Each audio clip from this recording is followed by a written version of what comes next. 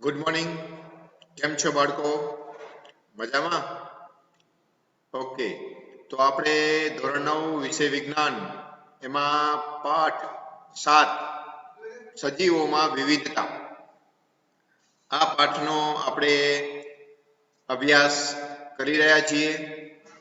ગયા તાસની અંદર આપણે જે મુદ્દાઓની ચર્ચા કરી હતી એમાં આપણે જોયું હતું કે વર્ગીકરણનો આધાર શું છે અને વર્ગીકરણ જે છે એનું સમૂહોની પદાનુક્રમિક એટલે સૌથી ઉપર સૃષ્ટિ, એની નીચેના જે બધા વિભાગો આવે, ગોત્ર, જાતિ, પ્રજાતિ, આવી રીતે એ વર્ગીકરણ કરવામાં આવે છે સજીવોનું. અને છેલ્લે આપણે જે મુદ્દાની ચર્ચા કરી હતી એમાં જોયું હતું કે વી.ટેકર કે જેણે 5 સૃષ્ટિમાં વર્ગીકૃત કર્યું હતું સજીવોને, એમાં મોનેરા, બીજું પ્રોટિસ્ટા, ત્રીજું ફૂગ, ચોથું વનસ્પતિ અને પાંચમું પ્રાણી. આજે આપણે જે મુદ્દાની ચર્ચા કરવાની છે એ છે વનસ્પતિ સૃષ્ટિ, કે વનસ્પતિ સૃષ્ટિનું હવે આગળ કઈ રીતે વર્ગીકૃત કરવામાં આવેલું છે એની આપણે વિગતવાર આજે ચર્ચા કરશું. તો જોઈએ આપણે 7મા પાઠનો જે મુદ્દો જે છે વનસ્પતિ સૃષ્ટિ, તો એની આપણે વાત કરીએ.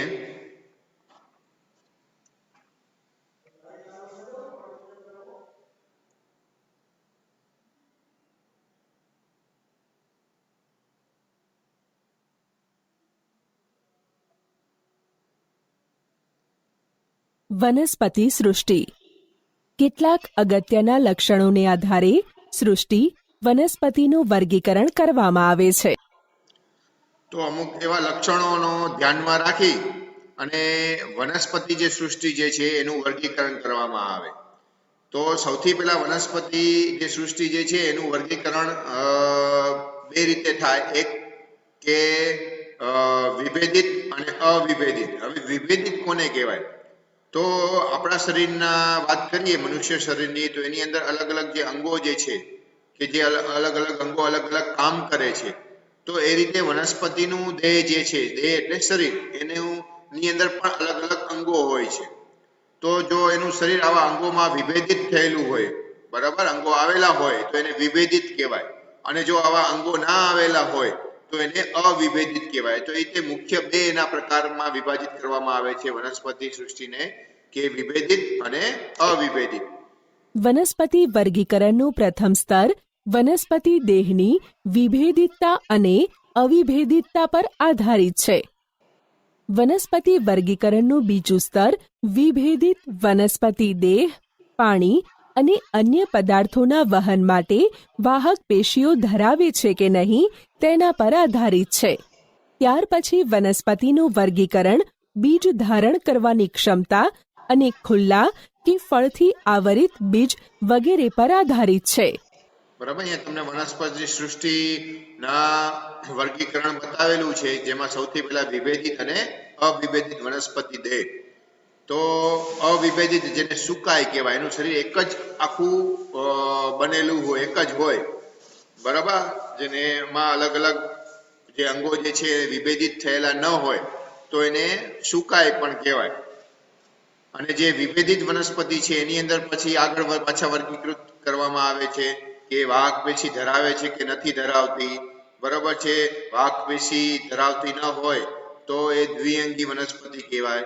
પછી વાહક પેશી ધરાવતી હોય તો એની અંદર બીજ ઉત્પન્ન એ થાય છે કે નથી, એટલે એમાં પુષ્પ, ફૂલ છે કે નહીં, આવે છે કે નથી આવતા, તો એવા સપુષ્પી અને અપુષ્પી વનસ્પતિમાં આવે. અપુષ્પીમાં પણ ત્રિઅંગી, 3 અંગો ધરાવતા હોય, મૂળ, પ્રકાંડ, પર્ણ, જે બધા એના અંગો કહેવાય. ફરી પાછા આગળ જો બીજ ઉત્પન્ન કરતું હોય એ વનસ્પતિ, જેને સપુષ્પી કહેવાય, તો એમાં બીજ ઉપર આવરણ છે કે નહીં, બરાબર, તો એને આવૃત અને ખુલ્લું બીજ એ રીતે પાછા વિભાજિત કરવામાં આવે. એટલે કે આવૃત બીજ ધારી વનસ્પતિ અને અનાવૃત બીજ ધારી વનસ્પતિ. સુકાયક વનસ્પતિઓ એકાંગી કે થેલોફાઇટા. સૌથી પહેલી આપણે વાત કરીએ સુકાય વનસ્પતિ, એટલે કે અવિભેદિત જે વનસ્પતિ છે એને સુકાય પણ કહેવાય. એટલે કે જેનું શરીર એક જ અંગ આખું નું બનેલું હોય, તો એટલે એને એકાંગી પણ કહે છે, અથવા એને બીજું થેલોફાઇટા કહેવાય. આ વર્ગની વનસ્પતિના લક્ષણો આ મુજબ છે. તો આ જે સુકાઈ વર્ગની જે વનસ્પતિ હોય તો જેને બીજું એકાંગી પણ કહેવાય અથવા થેલોફાઇટા, તો એના કયા કયા લક્ષણો છે? તો તમને અહીંયા પહેલું લક્ષણ બતાવેલું છે કે તેઓ સરળ અને કુમળી હોય એકદમ, અને એની વનસ્પતિ જે છે એ એનું શરીર કેવું હોય, દોરી જેવી રચના, દોરી કેમ પાતળી હોય ટાઈપની, એક જ આખી દોરી જેને કહીએ એ ટાઈપની એની રચના હોય. બરાબર છે. તેઓ સરળ અને કુમળી હોય છે. વનસ્પતિ શરીર દોરી જેવું હોય છે અને અંગતંત્ર વગરનું હોય છે. આ વનસ્પતિઓની શરીર રચનામાં વિભેદીકરણ જોવા મળતું નથી. વનસ્પતિ દેહમાં મૂળ, પ્રકાંડ અને પર્ણ જેવા અંગો હોતા નથી. આવા દેહને સુકાઈ કહે છે. તો આ જે સુકાઈ વનસ્પતિ જે છે એના લક્ષણોની જે વાત કરી અહીંયા, કે એનું શરીર જે છે કેવું છે, દોરી જેવું છે, કુમળું છે, એમાં અલગ અલગ અંગતંત્રો નથી, બરાબર, અને બીજું એનું શરીર રચના વિભેદિત થયેલી જોવા મળતી નથી. એટલે કે એના દેહના, એના શરીરની અંદર મૂળ, પ્રકાંડ, પર્ણો આવા કોઈ અંગો જોવા મળે નહીં, એટલે એને શું કહેવાય છે? સુકાઈ કહેવામાં આવે છે. એક, તેઓ મુખ્યત્વે પાણીમાં જોવા મળે છે. અને આ જે સુકાઈ વર્ગની જે વનસ્પતિ જે છે તો એકાંગી, તો એ ક્યાં જોવા મળે આપણને? તો મોટે ભાગે પાણીમાં જોવા મળે. 2, વનસ્પતિ સ્વોપજીવી પોષણ દર્શાવે છે. અને એ પોતાનો ખોરાક જાતે બનાવી શકે છે, બરાબર, અને એટલે એને સ્વોપજીવી કહેવામાં તે આવે છે. પોતાનો ખોરાક બનાવી શકે છે. 3, દરેક પ્રકારની એટલે પાણીમાં ઉગતી જે બધી લીલ છે, બરાબર, એ બધી લીલનો સમાવેશ આ વર્ગની અંદર કરવામાં આવે, થેલોફાઇટા અથવા એકાંગી જેને કહેવામાં આવે તે. લીલનો સમાવેશ આ વર્ગમાં થાય છે. ઉદાહરણો યુલોથ્રિક્સ, કારા, સ્પાયરોગાયરા, અલ્વા અને ક્લેડોફોરા વગેરે. બરાબર, એમના તમને અહીંયા ઉદાહરણો બતાવેલા છે, તમને નામ કંઈક અજુકતા લાગશે, બરાબર, તો આ બધી ક્યારે તમે નામ નહીં સાંભળ્યા હોય તો આ બધી જે લીલ છે કે સ્પાયરોગાયરા નામની લીલ, કારા છે, અલ્વા, ક્લેડોફોરા, બરાબર છે, હિલોથ્રિક્સ, આ બધી સુકાઈ વનસ્પતિ છે.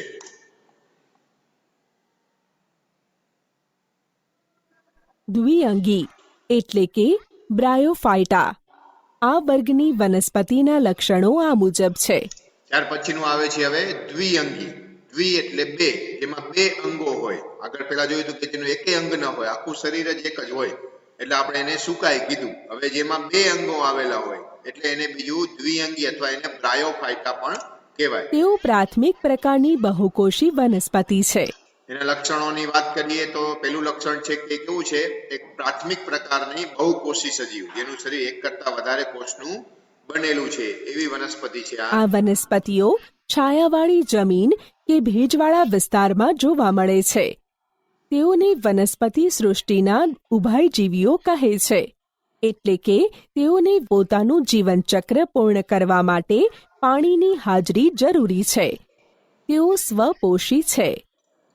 પછી આ બધી વનસ્પતિઓ જે છે, દ્વિઅંગી વનસ્પતિ ક્યાં જોવા મળે? તો ભેજવાળી જગ્યાઓમાં, છાયાવાળી જગ્યાઓમાં જોવા મળે.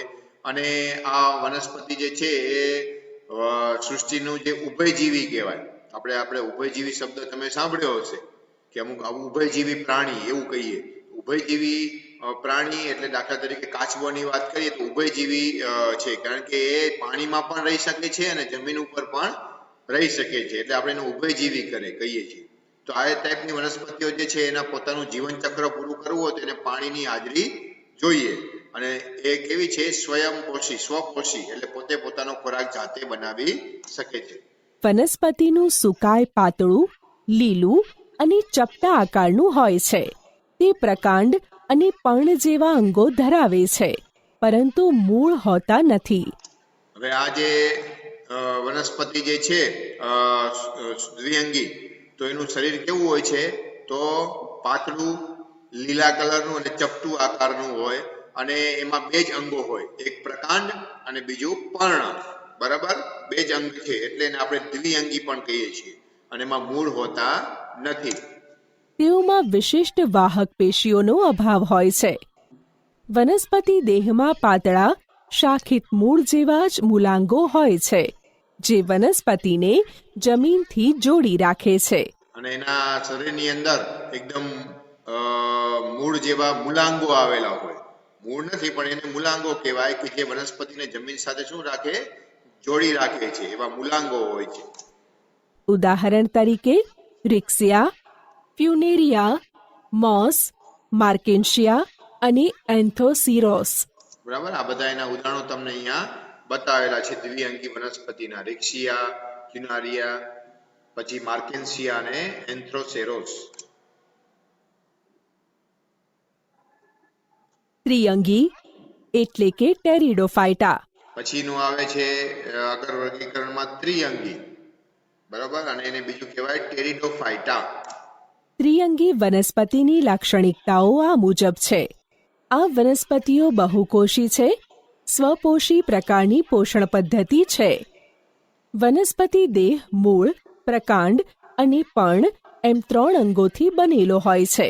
વનસ્પતિઓ નાની પર્ણપત્રિકા ધરાવે છે. આ વનસ્પતિઓ સરળ વાહક પેશીઓ ધરાવે છે. પાણીનું વહન કરતી જલવાહક પેશી કેન્દ્રસ્થ સ્થાને અને તેની ફરતે ખોરાકનું વહન કરતી અન્નવાહક પેશી આવેલી હોય છે. હવે અહીંયા તમને ત્રિઅંગી વનસ્પતિના લક્ષણો બતાવેલા છે કે આ જે વર્ગની વનસ્પતિ છે તો એ કેવી છે? બહુકોષી છે, જેનું શરીર એક કરતા વધારે કોષનું બનેલું છે અને સ્વયંપોષી, પોતે પોતાનો ખોરાક જાતે બનાવી શકે છે. અને એના શરીરમાં 3 અંગો જોવા મળે એના દેહની અંદર: મૂળ, પ્રકાંડ અને પર્ણ. બરાબર, આ 3 અંગોનું બનેલું હોય. અને એની અંદર વાહક પેશીઓ આવેલી હોય. વાહક પેશી એટલે કે જે મૂળ જે જમીનમાંથી પાણી ખેંચે અને એને પર્ણો સુધી પહોંચાડવું હોય તેના માટે, પાણીને લઈ જવા માટે એક પેશીઓ હોય, તો જેને વાહક પેશી કહેવામાં આવે. અને જે ખોરાક તૈયાર કરે પર્ણો, અને એ ખોરાક તૈયાર કરીને ખોરાકને પણ બીજા પ્રકાંડ બધા મૂળ સુધી પહોંચાડવા, બીજા ભાગો સુધી પહોંચાડવા માટે અન્નવાહક પેશી આવે. તો એ 2 પ્રકારની પેશીઓ હોય, જલવાહક પેશી અને અન્નવાહક પેશી. તો એને વાહક પેશી કહેવાય. તો એ સરળ વાહક પેશી હોય છે, જટિલ નથી હોતી, એકદમ સરળ સાદી વાહક પેશી હોય કે પાણીનું વહન કરતી જલવાહક પેશી હોય કે જે વચ્ચે કેન્દ્ર સ્થાનમાં હોય. અને એની ફરતી કોર ખોરાકનું વહન કરતી અન્નવાહક પેશી આવેલી હોય છે. તેઓ અલિંગી પ્રજનન બીજાણુ દ્વારા અને લિંગી પ્રજનન જન્યુકોષોના નિર્માણ દ્વારા કરે છે. સામાન્ય ઉદાહરણો: એડિએન્ટમ, હોર્સ્ટેલ, માર્સેલિયા, સેલાજીનેલા, હંસરાજ. સુખાયક વનસ્પતિઓ, દ્વિઅંગી વનસ્પતિઓ અને ત્રિઅંગી વનસ્પતિઓમાં અનઆવૃત ભ્રૂણ જોવા મળે છે, જેઓને બીજાણુ કહેવાય છે. સમૂહની વનસ્પતિઓમાં પ્રજનાંગ અપ્રત્યક્ષ હોય છે, તેમજ તેઓમાં બીજ ઉત્પન્ન કરવાની ક્ષમતા હોતી નથી. આથી તેઓને ક્રિપ્ટોગેમી અપુષ્પી કહે છે. બરાબર, આ જે 3 આપણે ભાગ પ્રકાર જોયા, સુકાય, દ્વિઅંગી અને ત્રિઅંગી. તો એની અંદર જે પ્રજનનાંગ છે એ કેવું છે? અપ્રત્યક્ષ છે. એટલે કે એ બીજ ઉત્પન્ન કરવાની એનામાં ક્ષમતા હોતી નથી. એટલે કે એમાં બી નથી ઉત્પન્ન થતા. બરાબર, ભ્રૂણ ઉપર આવરણ નથી હોતું. એટલે એને બીજું ક્રિપ્ટોગેમી પણ કહેવામાં આવે છે. એટલે કે અપુષ્પી વનસ્પતિ, એનામાં પુષ્પો ન ઉગે. ફૂલ હોય તો પછી એમાંથી બીજ થાય. બરાબર છે, પણ આમાં બીજ ઉત્પન્ન જ નથી થતા, એટલે એને અપુષ્પી વનસ્પતિ પણ કહે છે. દરેકમાં પ્રજનન અંગો ઢંકાયેલા હોય છે. આ સમૂહની વનસ્પતિઓમાં પુષ્પ કે બીજનું સર્જન થતું નથી, તેથી તેઓને અપુષ્પી વનસ્પતિઓ કહે છે. બીજી બાજુ કેટલીક વનસ્પતિઓમાં જીવનકાળ દરમિયાન પુષ્પ અને બીજનું સર્જન થાય છે. અને અમુક વનસ્પતિઓ એવી છે કે જે પોતાનું જીવનકાળ દરમિયાન એ ફૂલ ઉત્પન્ન કરે, પુષ્પ અને બીજનું પણ નિર્માણ કરે છે. એટલે તો એવી વનસ્પતિને કેવી કહેવાય? તો સપુષ્પી. બરાબર, જે પુષ્પ ધરાવતી હોય તે એને સપુષ્પી વનસ્પતિઓ કહેવાય. તેમને સપુષ્પી વનસ્પતિઓ ફેનેરોગેમ્સ કહે છે.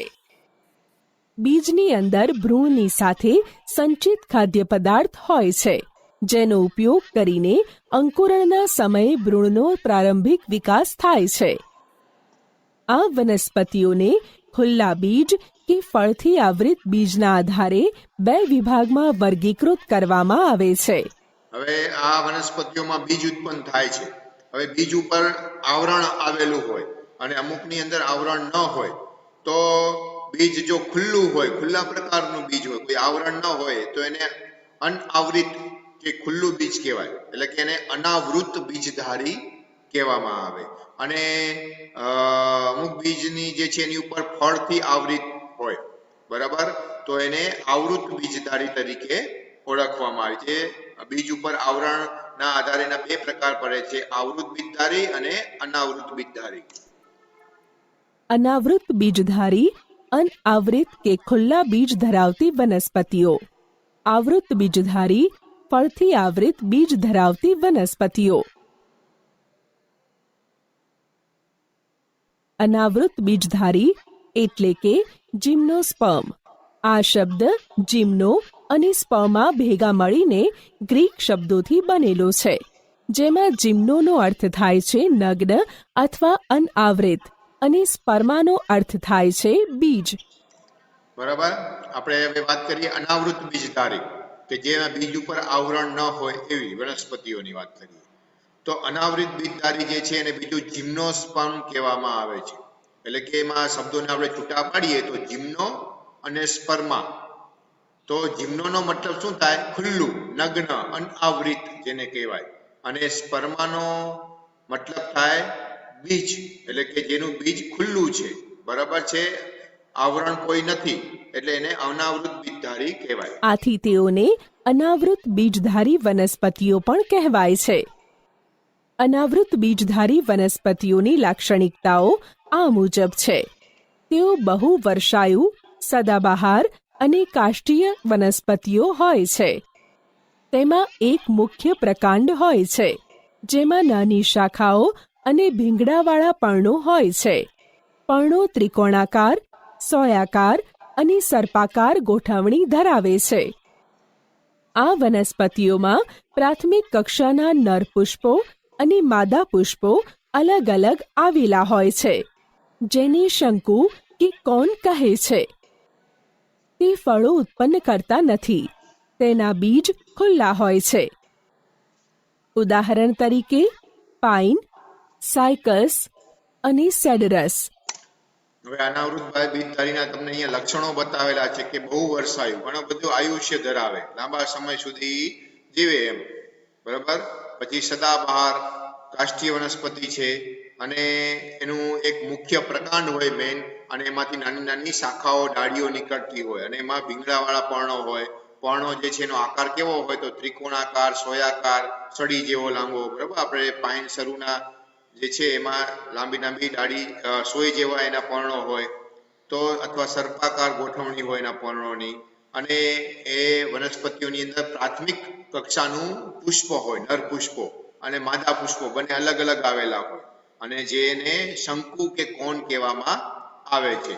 અને એ ફળ ઉત્પન્ન કરતા નથી, અને એના બીજ કેવા હોય છે? ખુલ્લા હોય છે. જેના ઉદાહરણો તમને અહીંયા બતાવેલા છે, પાઇન, સાયકસ કે દેવદાર, બરાબર, સેન્ડ્રસ એને જેને કહેવાય. એટલે કે દેવદાર. આવૃત બીજધારી વનસ્પતિઓ એટલે કે એન્જિયોસ્પર્મ. આ શબ્દ બે ગ્રીક શબ્દોથી બનેલો છે. એન્જિયો એટલે આવૃત અને સ્પર્મા એટલે બીજ, અથવા આ વનસ્પતિના બીજ ફળોની અંદર આવૃત કે ઢંકાયેલા હોય છે. પછી જોઈએ હવે આવૃત બીજધારી વનસ્પતિ. તો આવૃત બીજધારી વનસ્પતિને બીજું એન્જિયોસ્પર્મ કહેવામાં આવે. એન્જિયો નો મતલબ થાય આવૃત, અને સ્પર્માનો મતલબ થાય બીજ, કે જે બીજ જે છે એ ફળોની અંદર ઢંકાયેલું હોય, આવૃત થયેલું હોય, એટલે એને આવૃત બીજધારી વનસ્પતિ કહે છે. આવૃત બીજધારી વનસ્પતિઓની લાક્ષણિકતાઓ આ મુજબ છે. આ વનસ્પતિઓ પ્રજનન અંગો તરીકે પુષ્પો ધરાવે છે. તેમના બીજનો વિકાસ અંડાશયની અંદર થાય છે, જે ત્યારબાદ ફળ બને છે. તેમને સપુષ્પી વનસ્પતિઓ પણ કહે છે. બીજ એક બીજપત્ર ધરાવતા હોય તેને એકદળી અને 2 બીજપત્રો ધરાવતા હોય તેને દ્વિદળી વનસ્પતિ કહે છે. છે હવે અહીંયા આવૃત બીજધારીના લક્ષણો બતાવેલા છે કે આવૃત બીજધારી જે વનસ્પતિઓ જે છે તો એનું પ્રજનન અંગ કયું કહેવાય? તો ફૂલ કહેવાય. બરાબર છે, એટલે કે ફૂલ ધરાવે છે, પુષ્પો ધરાવે છે. અને એનો બીજનો વિકાસ ક્યાં થાય? તો કે અંડાશયની અંદર થાય અને ત્યારબાદ પછી ફળ બને. બરાબર, એટલે ફળની બીજની ઉપર ફળનું આવરણ બની જાય અને એટલે એને સપુષ્પી, કારણ કે પુષ્પ ધરાવે છે, કારણ કે એનું પ્રજનન અંગ ફૂલ છે, પુષ્પ છે, એટલે એને સપુષ્પી વનસ્પતિ પણ કહેવાય. અને બીજ જે છે એ એના 2 ફાડ થાય, 2 સરખી ફાડ થાય એટલે કે એને બીજપત્ર કહેવાય.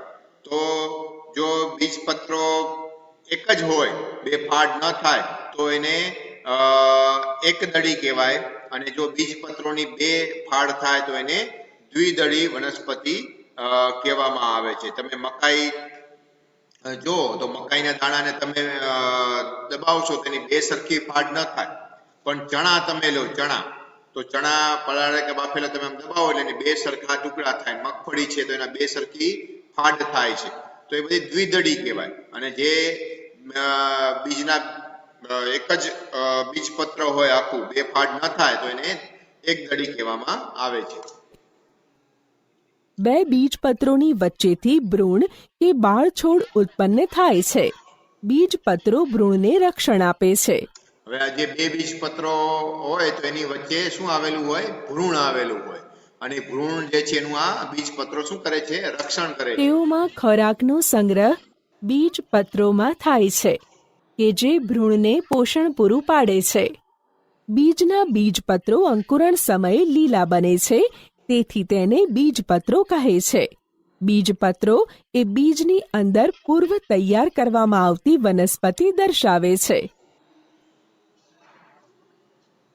બીજપત્રોની સંખ્યાને આધારે આવૃત બીજધારી વનસ્પતિઓને 2 વર્ગમાં વિભાજન કરાય છે. 1 બીજપત્ર ધરાવતી વનસ્પતિઓને એકદળી વનસ્પતિઓ અને 2 બીજપત્રો ધરાવતી વનસ્પતિઓને દ્વિદળી વનસ્પતિઓ કહેવાય છે. એકદળી વનસ્પતિના સામાન્ય ઉદાહરણો ઘઉં, મકાઈ, લીલી, નારિયેળ. દ્વિદળી વનસ્પતિના સામાન્ય ઉદાહરણો કઠોળ જેવા કે વાલ અને વટાણા તથા કેરી. બરાબર, કે વનસ્પતિના જે બીજ જે છે તો એ બીજપત્રોના આધારે, એટલે કે જો 2 બીજપત્રો 2 ફાડ થાય બીજની તો એને દ્વિદળી કહેવાય, અને ફાડ ન થાય 2 તો એને એકદળી કહેવાય. તો એના આધારે એકદળી અને દ્વિદળી એ રીતે 2 ભાગ પડે છે. તો એમાં એકદળી વનસ્પતિના ઉદાહરણો તમને અહીંયા બતાવેલા છે. ઘઉં, બરાબર, મકાઈ, નાળિયેર, લીલી. અને જ્યારે દ્વિદળી વનસ્પતિ કે જેટલી પણ કઠોળ હોય, મગ, ચણા, વાલ, વટાણા, બરાબર, આ બધા દ્વિદળી કહેવાય. તમે મગના 2 ફાડ જોઈ હશે, વટાણાના 2 ફાડ થાય, ચણાના ફાડ થાય, બરોબર. અને કેરીનો તમે ગોટલો જોયો છે. ગોટલાની અંદર તમે અંદરનો ભાગ કાઢો અને તમે જોશો કે એના 2 ભાગ થશે, તો આ બધી દ્વિદળી વનસ્પતિ કહેવાય. અન્ય ઉદાહરણોમાં ઓર્કિડ જેવા કે પેફિયોપેડિલમ એકદળી છે અને આઇપોમિયા દ્વિદળી છે. પ્રવૃત્તિ: ચાલો એકદળી વનસ્પતિઓ અને દ્વિદળી વનસ્પતિઓ વચ્ચેનો તફાવત સમજવા એક પ્રવૃત્તિ કરીએ. વટાણા, ચણા, મગ, કેરીની ગોટલી, આંબલી, ઘઉં, મકાઈ અને જુવારના બીજને 8 થી 10 કલાક ભીંજવીને રાખો. બરાબર, અહીંયા તમને એકદળી અને દ્વિદળી વનસ્પતિઓ વચ્ચેનો તફાવત સમજવા માટે એક પ્રવૃત્તિ આપેલી છે કે અહીંયા તમને અલગ અલગ બધી વસ્તુઓ લીધી છે. વટાણા, ચણા, મગ, કેરીનો ગોટલો, આંબલી, ઘઉં, મકાઈ, જુવાર. આ બધાના જે બીજ જે છે એને 8 થી 10 કલાક પલાળી રાખવાના પાણીમાં. ભીંજવેલા બીજ પાણીના અભિશોષણને કારણે નરમ થઈ જાય છે. બીજનું ઉપરનું આવરણ સરળતાથી દૂર થઈ જાય છે. બીજનું આવરણ દૂર કર્યા પછી આ બીજને 2 ભાગમાં વહેંચવાનો પ્રયત્ન કરો. શું આમાંના બધા જ ફાટીને બે સરખા ભાગોમાં વહેંચાઈ જાય છે? બરાબર. હવે 8-10 કલાક આપણે એને પાણીમાં રાખ્યું તો એના કારણે શું થઈ જશે? એ થોડાક નરમ બની જશે. હવે આ અલગ અલગ જે બીજ આપણે પાણીમાં પલાળ્યા છે તે બધાને એક એક કરીને હાથમાં લઈ અને એના તમે બે આંગળી વચ્ચે છે દબાવો અને જો કે એની બે ફાટ થાય છે કે નથી થતી. કોની બે સરખી ફાટ થાય છે એ આપણે જોવાનું ને અલગ કરવાનું. જે બી દેખાય છે તેઓ દ્વિદળી. તો તમે જે બીજની બે ફાળ થતી હોય, બે અડધા ભાગમાં વિભાજિત થતું હોય તો એને દ્વિદળી બીજ કહેવામાં આવે અને ન થાય તો એને એકદળી બીજ બીજ છે કહેવામાં આવે. અને જે તૂટતા નથી અને બે ભાગોમાં વહેંચાતા નથી તેઓ એકદળી બીજ છે.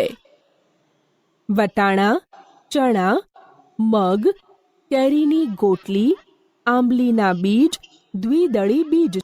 તો આ રીતે અહીંયા આપણે જે અલગ અલગ બધા બીજ લીધા એમાં વટાણા, ચણા, મગ, કેરીનો ગોટલો અને આંબલી આ બધા દ્વિદળી બીજ કહેવાય, કારણ કે એમની બે સરખી ફાળ થશે, બે અડધા ટુકડા થશે. બરાબર. જ્યારે કે જુવાર, મકાઈ, છે. ઘઉં આ બધાની બે સરખી ફાળ થશે નહીં એટલે એને એકદળી બીજ કહેવાય. ઘઉં, મકાઈ અને જુવાર એકદળી બીજ છે. વનસ્પતિ સૃષ્ટિના વર્ગીકરણની રૂપરેખા આકૃતિમાં દર્શાવેલ છે. બરાબર. અહીંયા આપણને આખી એક ચાર્ટ બતાવેલો છે કે વનસ્પતિ સૃષ્ટિનું વર્ગીકરણ. સૌથી પહેલા એનું અવિભેદિત વનસ્પતિ અને વિભેદિત વનસ્પતિમાં કે જેનું શરીર એક જ આખું બનેલું હોય તો એને અવિભેદિત કહેવાય, અને જેના અલગ અલગ અંગોમાં વિભેદિત થયેલું હોય તો એને વિભેદિત કહેવાય વનસ્પતિ. તો મુખ્ય બે પ્રકાર, અવિભેદિત અને વિભેદિત. વિભેદની અંદર હવે જેમાં વાહક પેશી ધરાવતું હોય અને ન ધરાવતી હોય, બરાબર, એના આધારે બે પ્રકાર, વાહક પેશી વિહીન અને વાહક પેશી ધારી. પછી વાહક પેશી જે ધરાવતી હોય એમાં ફરી પાછા પ્રકાર પડે છે કે જે બે બીજ ઉત્પન્ન કરતી નથી કે બીજ ઉત્પન્ન કરે છે, એટલે કે અપુષ્પી અને સપુષ્પી, એ રીતે બે ભાગ પાડવામાં આવે છે. સપુષ્પી ની અંદર વળી પાછા બીજ ઉત્પન્ન થાય છે તો બીજ ઉપર આવરણ છે કે નથી આવરણ, બરાબર, આવરણ ધરાવતું હોય, ફળોમાં આવૃત હોય તો એને આવૃત બીજધારી વનસ્પતિ કહેવાય, અને જે આવરણ ન ધરાવતું હોય તેને અનાવૃત કહેવામાં આવે. હવે જે આવૃત બીજધારી જે વનસ્પતિ છે જેની ઉપર ફળોમાં એ ઢંકાયેલું હોય, એની ઉપર આવરણ હોય, તો એમાં પાછા એના જે બીજ છે એના બે સરખા ટુકડા થાય છે કે નથી થતા, બે ભાગ પડે છે કે નથી પડતા, એના આધારે એનું પાછા બીજપત્રોના બે સરખા ભાગ થાય તો એને દ્વિદળી કહેવાય, અને જે બીજપત્રોના બે સરખા ભાગમાં વિભાજિત ન થાય તો એને એકદળી કહેવામાં આવે છે. આ રીતે આખું અહીંયા વનસ્પતિનો વર્ગીકરણ અહીંયા બતાવેલું છે. પ્રાણી. તો આજે આપણે અહીંયા સુધી રાખીએ પાઠમાં. વનસ્પતિ સૃષ્ટિનું આપણે આજે વર્ગીકરણ જોયું. બરાબર. હવે આપણે નેક્સ્ટ પીરિયડની અંદર, નેક્સ્ટ તાસની અંદર એના પછીનો જે મુદ્દો જે છે એ પ્રાણી સૃષ્ટિ હવે આવશે, કે પ્રાણીઓનું કઈ રીતે વર્ગીકરણ કરવામાં આવેલું છે. તો એની વિગતવાર ચર્ચા હવે આપણે એના નેક્સ્ટ તાસમાં એટલે કે પછીના તાસમાં આપણે કરશું. Okay, thank you.